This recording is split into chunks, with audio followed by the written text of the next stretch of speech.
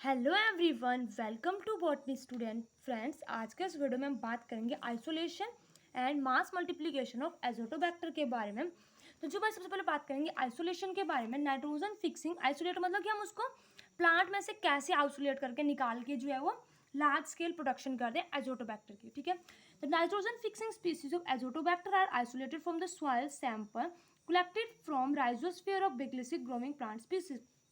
कोई भी plant species की जो है हमें राइजोस्फीयर मतलब जहाँ वो राइजोम ग्रो होते हैं ना रूट में, वहाँ से हमें जो है सॉइल का सैंपल लेना है उस रीजन से। They are mainly different method and protocols for its isolation from the soil sample. हमारे पास अलग अलग मेथड और प्रोटोकॉल्स हैं आइसोलेट करने के लिए। ठीक है, the soil sample can be collected from the depth of 10 to 15 centimetre below the surface of a soil sample of weighing 10। A soil sample of weighing 10 gram is dissolved in 100 millilitre of sterile distilled water। अब हमने क्या किया, जो हमारे depth था 10 से 15 centimetre depth से हमें जो है वो सॉइल लेनी है। सॉइल लेने के बाद हमने उसको क्या करना है, 10 ग्राम जो सॉइल है उसको डिजोल्व करना है 100 millilitre of sterile distilled water में। ठीक है, स्टेराइल डिस्टिल्ड वाटर में उसको हमने जो है वो डिजोल्व करना है। A small volume of the extract is inoculated on a suitable nitrogen free solid medium solid culture medium. अब हमारे पास जो है इनक्यूबेट करना है वहाँ से। ठीक है, nitrogen free solid culture medium से, प्रेफरली HI हाई मीडिया। ठीक है, एजोटोबैक्टर अगर में जो है हमें एक्सट्रैक्ट करना है अपने इनोकुलम को। The inoculated culture plate are incubated at 25। पहले हमने उस मिट्टी को निकाले, मिट्टी के बाद हमें वहाँ से जो है प्रेफरेंसली छोटा सा जो एजोटोबैक्टर लेना है। ठीक है, तो इनकुलेट करना है। जो inoculated culture plate are incubated at उसको 25 से 30 डिग्री सेल्सियस पे रखना है 3 डेज के लिए। The soft flat, slimy, milky and mucoid cloning of Azotobacter with a diameter of 5 to 10 millimeter develop on the agar surface in culture petri plate that develop pigmentation or maturation। अब क्या हो रहा है, उसको diameter जो है हमारे पास Azotobacter जो है वो बन चुके हैं। ठीक है, कॉलोनीज बन गई, अपीयर हो गई एजोटोबैक्टर की। डायमीटर है उनका 5 to 10 माइक्रोमीटर। वो डेवलप हो गए अगर के सरफेस के। ठीक है, और वहाँ पर जो है पिगमेंटेशन डेवलप होगी जब वो मैच्योर होंगे। The colony can be prepare purified through further plating on the same culture medium. अब कॉलोनीज को जो है हमें प्योरीफाई करना है उन्हीं प्लेट पे। ठीक है, उसी कल्चर मीडियम पे जो है हमें प्योरीफाई करना है।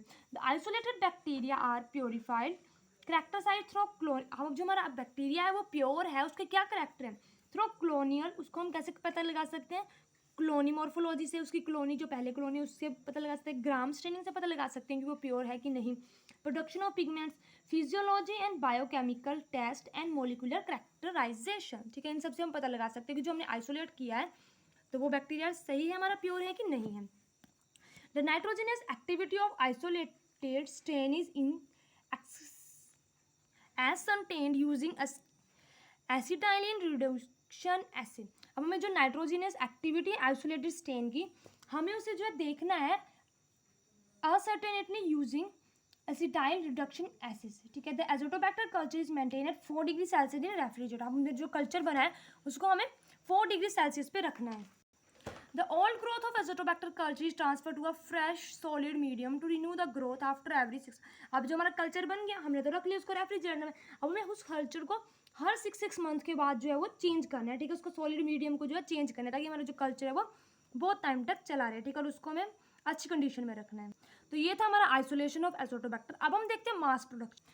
तो हमारे पास जो है 4 स्टेप आते हैं मास प्रोडक्शन ऑफ एजोटोबैक्टर। सबसे पहले मदर कल्चर, हमें मदर कल्चर बनाना है। हमने जो है आइसोलेट किया है उसके a pure growth of any micro organism produce on a small scale is known as mother culture. जहाँ पे हमने आइसोलेट किया है वो तो हमारे पास बहुत ही ज़्यादा स्मॉल क्वांटिटी में होगा। ठीक है, जो हमने आइसोलेट किया उस क्वांटिटी से उसको थोड़ा सा स्मॉल स्केल में बनाने को मदर कल्चर बोलते हैं। मदर कल्चर के बाद आते हैं हमारे पास, उसमें हम लार्ज स्केल में बनाते हैं। ठीक है, लार्ज स्केल फर्मेंटर में बनता है। It is prepare in conical flask. अब हमें जो है क्लोनिकल फ्लास्क में बनाना है इसको।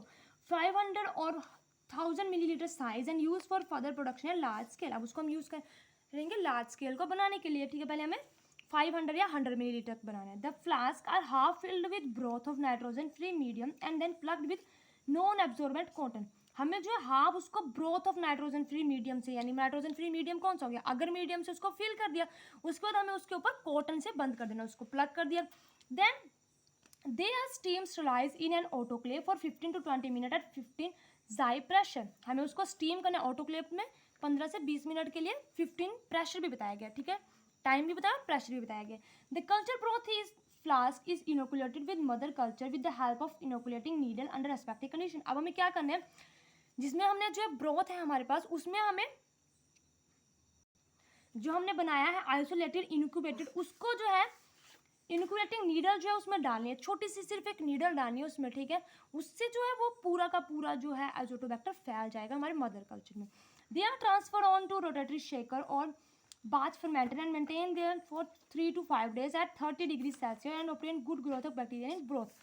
अब जो हमारा ब्रोथ है, यानी कि जो हमारी 500 से लेकर 1000 मिलीलीटर साइज की जो हमारे कोलोनिकल फ्लास्क लिया, उसमें जो है हमारे पास अच्छी ग्रोथ हो जाएगी, ठीक है। Azotobacter multiplies through binary fusion. Binary fusion से देखो हमने इनक्यूबेट किया, आइसोलेट में हमने इनक्यूबेट किया, वहाँ से जो थोड़ा सा इनक्यूबेट किया, वहाँ से हमने एक नीडल ली, नीडल को हमने जो मदर कल्चर यानी स्मॉल स्केल में डाला, वहाँ से हमारे पास देखो एक क्लोनिकल फ्लास्क यानी कि 500 से 1000 मिलीलीटर तक बन गया। This bacterial growth in the broth is used as starter culture और मदर कल्चर। अब ये जो हमारा मदर कल्चर बन के तैयार हो गया है। अब मदर कल्चर बनने के बाद हम क्या करेंगे, उसको लार्ज स्केल में बनाना है।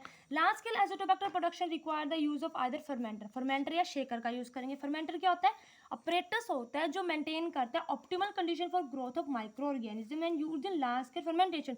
बहुत बड़े स्केल मतलब अपने इतनी बड़ी फील्ड में अप्लाई करने के लिए या फिर मार्केटिंग के लिए हम इसमें बनाते हैं, ठीक है। Commercial production of useful product के लिए हम फर्मेंटर को यूज करते हैं। The required culture medium is poured in a fermenter and sterilise. PH जो है कल्चर की हमें एडजस्ट करनी होती है जितनी हमें चाहिए होती है, ना ज़्यादा ना कम, ठीक है, क्योंकि उससे हमारा जो बैक्टीरिया वो डैमेज भी हो सकता है या डेड भी हो सकता है।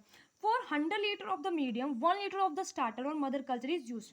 अगर हमें 100 लीटर जो बनाना है उसके लिए हम जो है 1 लीटर हमारा मदर कल्चर यूज करेंगे। The azotobacter cells multiply and require concentration is reach within a few days. अब जो हमारा एजोटोबैक्टर है वो मल्टीप्लाई होगा और हमें जितनी कंसंट्रेशन चाहिए वो हमें मिल जाएगी, ठीक है।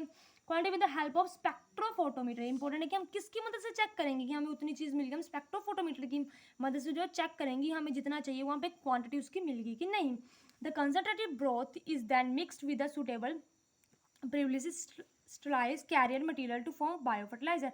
अब हमें जो हमारा बन रहा है कल्चर, उसमें जो है हमें कैरियर डालना है, ठीक है। हम उसमें कैरियर डालेंगे, जो भी हम सोलिड लिक्विड कैरियर यूज़ करेंगे उसमें डाल दिया हमें, ताकि हम बायो फर्टिलाइजर उसका बना सकें, ठीक है। The broth with require concentration azotobacter cell is mixed with the. अब जो हमारा ब्रोथ है उसमें एजोटोबैक्टर्स के सेल के साथ हमें जो हमारा कैरियर है उसको मिक्स करना है, ठीक है, ताकि हमारे पास बायो फर्टिलाइजर बन सके।